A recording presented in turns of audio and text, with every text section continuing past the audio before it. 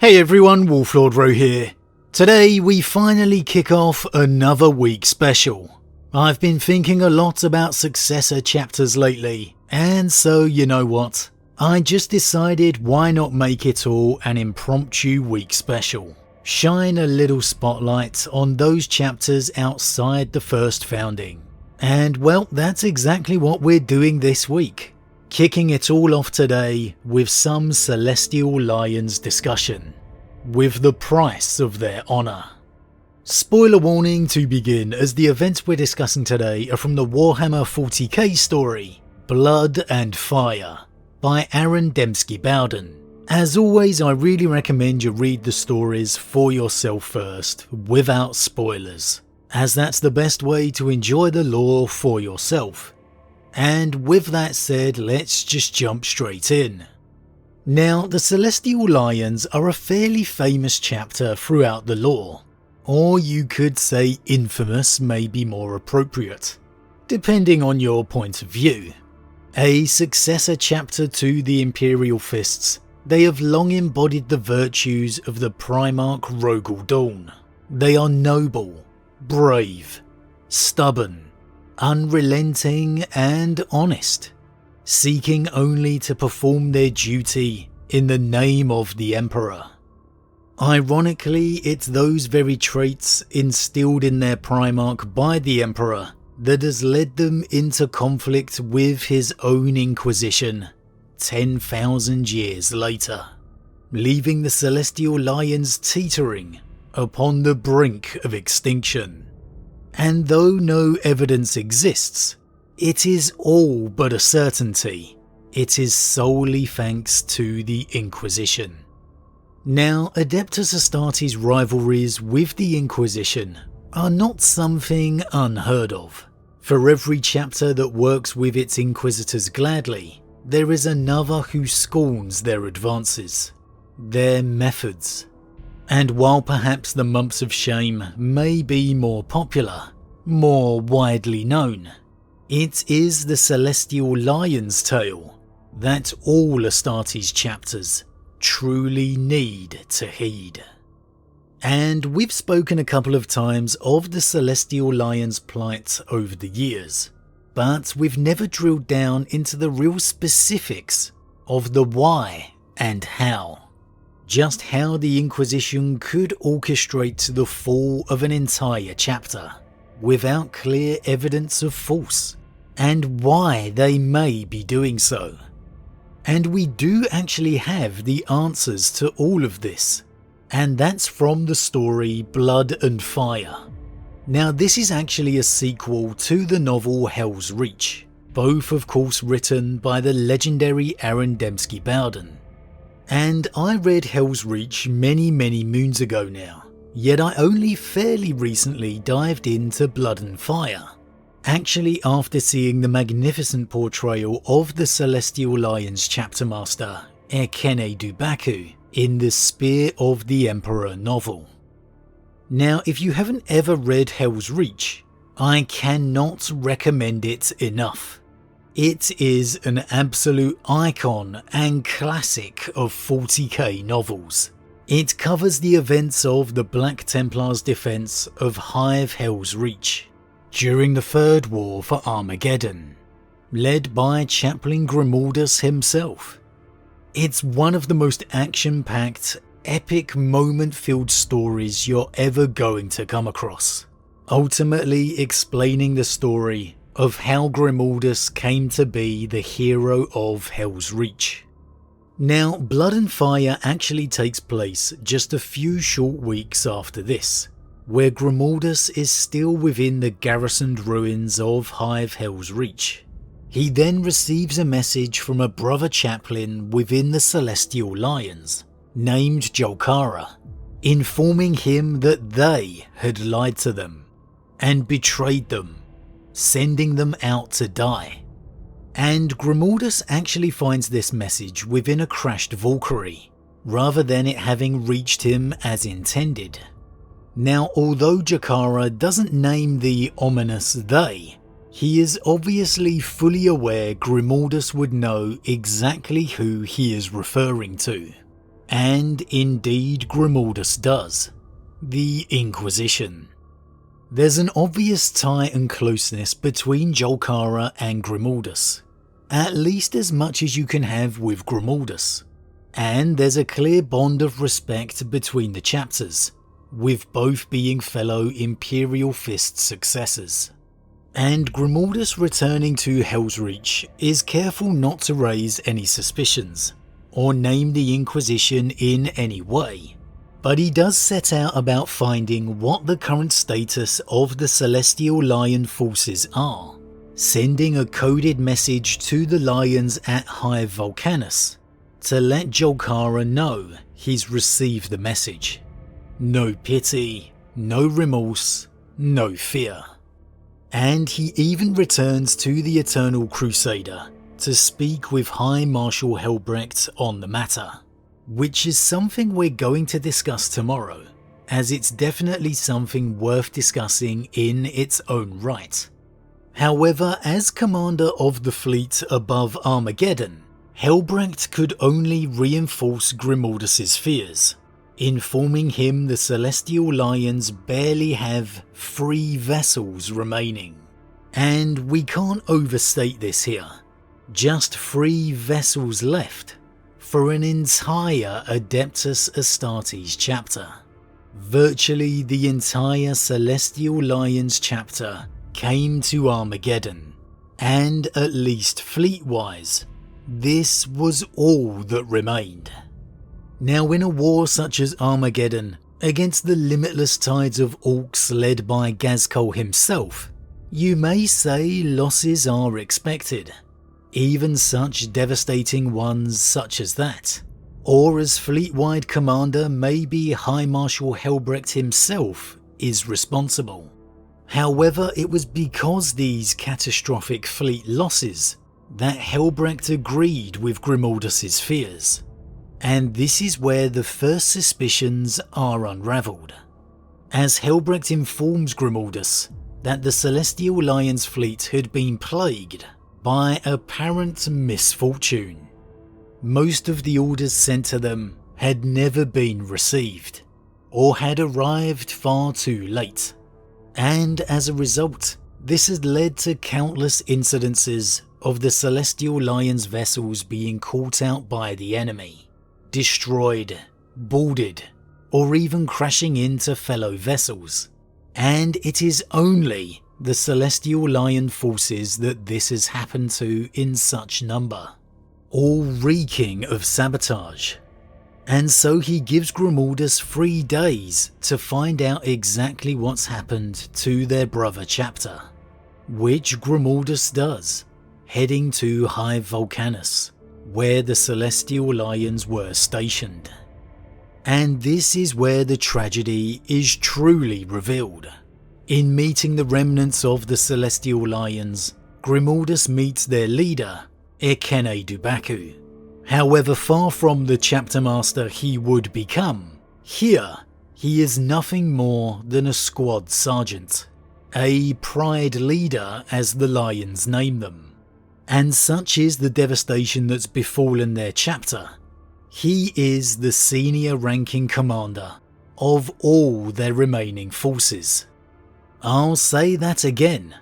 The Celestial Lions forces had been so decimated, their entire chapter remnant was led by a squad sergeant. Dubaku informs Grimaldus 983 warriors had come to Armageddon, their entire chapter, and now only 96 of them were left. In uniting with Dubaku and his cousin chapter, Grimaldus asks to hear their tale, the truth of what had befallen the Celestial Lions. And the tale is grim, no pun intended. Everywhere they fought, the enemy struck back in overwhelming numbers. Countless times they were deployed to reinforce elements of the Imperial Guard that were already long dead by the time the Lions arrived, leaving the Space Marines deep in enemy territory without easy withdrawal. On at least 15 catalogued occasions, they were ordered to advance on specific critical objectives, only to find themselves alone without the planned support forces or the promised reinforcements. Casualties mounted, operation after operation, day by day. Ambushes were common, even on routine patrols through pacified territory. The Lions were assigned to hold crucial districts and sectors, and accordingly moved in force to cover all necessary ground. Yet they found their patrols being hit harder than any orbital intelligence had predicted was possible. The enemy would appear in numbers undreamed, rising from ambushes in sectors that were recorded as being most viciously cleansed beforehand. They were granted orbital pics and Auspex scry readouts from Hive Command, only to find their intelligence scarcely match the embattled realities of their deployment zones. Time and again, the Lions jumped into the fire. What choice was there? They would not allow the city to fall. They could not allow the enemy to live. It did not take long for them to rely first and foremost on their own scanners and scouts, but their equipment suffered unexpected deteriorations and frequent jamming. Their scouts often fell silent while out in the city alone.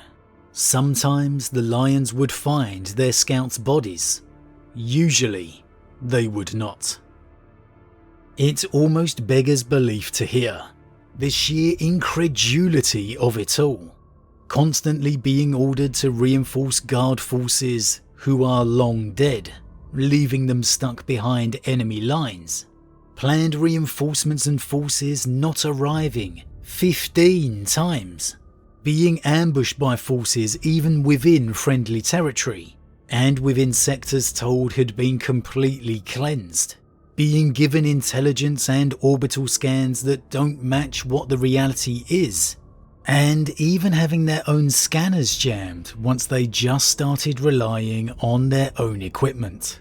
With scouts being mysteriously slain. I mean, when you lay it all out like that, it's impossible to deny there were some serious attempts at taking down the chapter. And that's not even combining what's happened to their fleet with Helbrecht. It all adds up to some serious and clear subterfuge and sabotage of the Celestial Lions chapter. And let's not forget, this is all transpiring on the world of Armageddon, during one of the most pivotal wars and battle zones of the Imperium. And Grimaldus could feel his blood boiling just listening to all the tragedy that had befallen his cousin chapter. Undeniably clear actions by the Inquisition. But what was even worse was that Dubaku wasn't even finished. More examples he continued to recite. How they tried to use orbital pictures and scans from their own fleet instead, until that suffered its own fair share of tragedy. How their dropships were mysteriously destroyed in high atmosphere, and even their own hive guns malfunctioned, shooting down 7 of their own fully supplied Thunderhawks. And finally the Mannheim Gap. The Celestial Lions were ordered to assault the Mannheim Gap, a canyon some distance from Hive Volcanus, a place where the Orcs were beginning to build Gargants. Obviously, if that transpired, they would have no hope of defending Hive Volcanus at all. They were told there's void shields over the canyon, preventing a simple orbital strike, and that the Gargants were not yet active, so there was time yet to commence their strike. Given such a bad run of luck, you might wonder why on earth the Celestial Lions even listened to these orders. But what else were they supposed to do? Not perform their duty? Not defend the people of Armageddon? Of course they had to act. They performed their own scouting to investigate the area, and came to the conclusion the reports were sound. The Gargants were indeed not active. And so 500 Celestial Lions assaulted the canyon, enough to ensure the Gargants would be wiped out entirely before they ever had the chance of becoming completed. But, of course, I think we all know how that turned out. Not only were the Gargants active, suspiciously revealing their power only after the Lions had commenced their assault, but there was also a humongous orc force awaiting in ambush, pouring out from hiding after the chapter was trapped within the canyon. Quite simply, the Greenskins knew the Celestial Lions were coming. And the unbelievable reality is, there may not just have been orcs awaiting them, as this keyline relates perhaps the true depths the Inquisition is prepared to go to. That is not all. Ikene gave a grim smile. Sniper fire, brutally accurate, rained down from the canyon walls. I am not speaking of the solid shell rattle of greenskin projectile throwers. I know how these aliens fight Reclusiarch. This was viciously precise laser weaponry, knifing through our officers' helms from above. So, not only had the Inquisition been feeding the Celestial Lions misinformation throughout a vital campaign against the Xeno menace, truly jeopardizing the lives of loyal Imperial citizens in the process, but here, the Inquisition even had its own snipers laying in wait. As a loyal chapter of the Emperor's Astartes fights for its life, surrounded on all sides by orcs, with active Gargants literally demolishing their forces with the thunder of their guns, the Inquisition mercilessly ensured its officers were taken out of the picture in the carnage. If that doesn't show the depths the Inquisition's Inquisitors will sink to, I don't know what will. The Celestial Lions heeded the call of the Imperium and came to war upon Armageddon, bringing their entire chapter to valiantly take up the fight for the world. However, unbeknownst to them, it wasn't the Orc who would prove to be their undoing, but the Inquisition instead. So what did the Celestial Lions do to deserve this fate? This vehement attempt to eradicate their entire chapter? Well, they objected to an Inquisitor slaughtering a world they had fought so hard to protect. The world was named Qatar, an ecclesiarchy world, where, like so many within the Grimdark, the powers that be turned to the dark whispers within their mind, embracing the ruinous powers.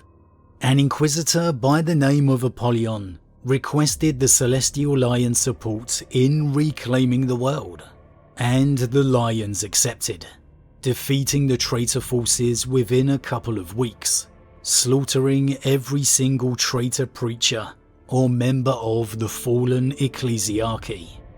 In the aftermath of the battle, the Lions expected true members of the ecclesiarchy to arrive to reinvigorate the Imperial Creed. Instead, Inquisitor Apollyon initiated Exterminatus.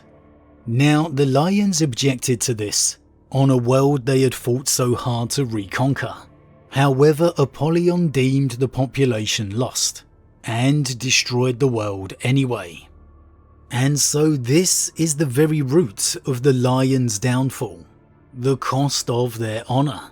They didn't fire upon the Inquisitor or his forces, they simply objected, sending out word across the subsector to other Imperial forces of the Inquisitor's actions.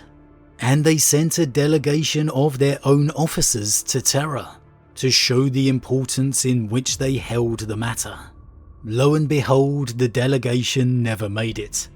However, the Lions didn't forget, and they kept demanding an investigation into the Inquisitor's actions, right up until they answered the call to Armageddon. Now, you can feel the Lions were right in being opposed to the Inquisitor's actions, or you could even side with the Inquisitor himself. If he felt the world was lost, then the world was lost. How he could judge an entire world within a matter of hours is a question for another day. But regardless, it is his right to enact exterminatus, if he so sees fit. There is no debate about it. But regardless of which side of the debate you fall on, the question really is, did the Celestial Lion's actions deserve such a response? They didn't fire upon the Inquisition forces. They didn't forcibly try to stop the exterminatus. They just objected to it and requested an investigation. And for that, they have been betrayed by the very Imperium they fought to protect. Upon a war zone vital to the Imperium, as they fought and bled to protect it, they were betrayed, misled, deceived, slaughtered. Even despite the aid that would come from the Templars and Grimaldus for the end of the campaign, for the entire chapter of the Celestial Lions that arrived upon Armageddon, barely a handful would survive it. And even after Dubaku would return to his homeworld, be faced with the impossible task of rebuilding his lost chapter, we know the Inquisition would follow them still. Such was the price of the Celestial Lion's honour. But as always everyone, what do you think? Do you feel this evidence all clearly adds up to Inquisition involvement? Or perhaps do you still have an element of doubt? Do you feel all this misfortune could really be enacted by one single Inquisitor? Or do you feel that the Celestial Lion's vocal objections must surely have incurred the wrath of larger, more prominent Inquisition powers? With the Lions so close to destruction, their fate becoming worse even after Armageddon, do you feel they could ever be rebuilt? Or do you feel the Inquisition clearly won't stop until it has achieved their entire annihilation? As always, leave your thoughts in the comments below. Huge thank you to all my subscribers, your support truly means a lot to me, it really does. If you're new, please consider subscribing to help the channel grow. And if you enjoyed this particular vid, then why not drop a like on it too? But with that said, I am off, and I'll see you all again real soon.